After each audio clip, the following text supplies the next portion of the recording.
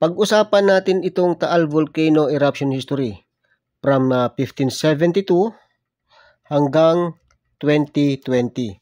So isinulat ko dito mga buddy para maipaliwanag ko sa inyo at kung ano ba itong mga taon na nandito sa mga pagitan. May nakita ako na isang pag-aaral tungkol kay Taal Volcano at ito ay idadagdag ko lamang para mas maliwanag.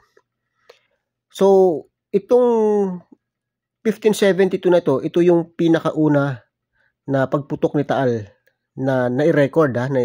Bukod pa dyan mga buddy, syempre yung wala pang nakasulat sa kasaysayan, no? So, 1572 then 1591. So, ibig sabihin mga buddy, so sa taong 1572, pagdating ng 1573 to 1590 ay nagpahinga ang bulkan. So 17 years siyang hindi pumutok, then 1591 muli siya nagkaroon ng pagsabog. So yan po yung nilalaman ng bawat taon na nandito, na kung saan ay 17 years na nagpahinga, 16 years, 23, 4, 2 years, at ang pinakamalaki o pinakamahabang taon na nagpahinga ang bulkan ay 60 years. Meron dito na itala rin dito na 52 years, no? From 1911, so 1912 hindi na siya pumutok to 1964, then nasundan naman ang 1965. At dito na yung sunod-sunod na pagputok. So yan po yung kabuuan ng aking inilista dito sa mga year na nagkaroon ng pagsabog ang bulkang Taal. Meron na nakita kasi ako mga buddy na isang presentation ng isang maaari ito ay geologist. Kung napapanood nyo sa YouTube itong si Geology Hub, meron siyang sinabi doon na cycle ng eruption ni Taal, at yan ay ipapakita ko sa inyo. Ito ang ipinakitang table sa last part ng video ni Geology Hub na makikita sa YouTube. Tinakpan ko muna yung nasa baba para may suspense mga buddy. At ang makikita natin ay ang mga years, number of eruptions, and length. Ayan, yung years niya.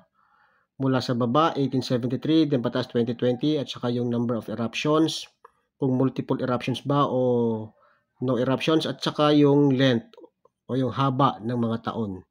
Okay, so ito mga buddy, no, dito tayo dumako sa pinakababa, 1873 to 1878 nagkaroon ng multiple eruptions. So 5 years yan na nagkaroon ng mga pagputok ang bulkang Taal. Kagaya na pinakita ko sa inyo doon sa unang parte ng video na to, na kung saan may mga years. Ayan, so 1879 to 1902, walang eruption siya. So 23 years na nagpahinga. Then bumanat uli ng 1903 to 1911, nagkaroon uli ng multiple eruptions. Tumagal yan ng 8 years. At sa taas na to, yung 1912 to 1964, yung 52 years na ipinakita ko sa inyo dun sa aking bond paper, na may nakasulat na 52 years. So yan mga buddy, and so on, hanggang taas, hanggang dito sa bahagi ng 2020. So ginawa ito ng 2024, so ngayon 2025 na mga buddy. So ibig sabihin may 5 years na siyang tuloy-tuloy na nagkakaroon ng mga minor eruptions mula noong nagkaroon ng 2020 eruptions. At dito, ayan, ipinakita ko na sa inyo yung stage 1 at saka yung stage 2, no? Ito yung the activity cycle of the Taal volcano is, sinasabi dito na yung multiple volcanic eruptions ay nangyayari 4 to 15 years. At yung stage 2 naman, no volcanic eruptions for 20 to 7 years.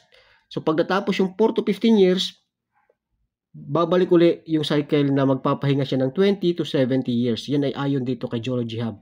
Kung makikita ninyo doon sa itaas, so 2020, so ngayon ay 2025 na, ibig sabihin 5 years na tuloy-tuloy ang activity ng bulkan. So ibig sabihin, meron pang natitira na mga approximately 10 years bago siya magkaroon ng mahabang pahinga, bago siya dumating sa stage 2. So ngayon, nasa stage 1 pa lamang ang pinapakita ng bulkang Taal, nagkakaroon ng multiple volcanic eruptions kagaya ng binabanggit dito.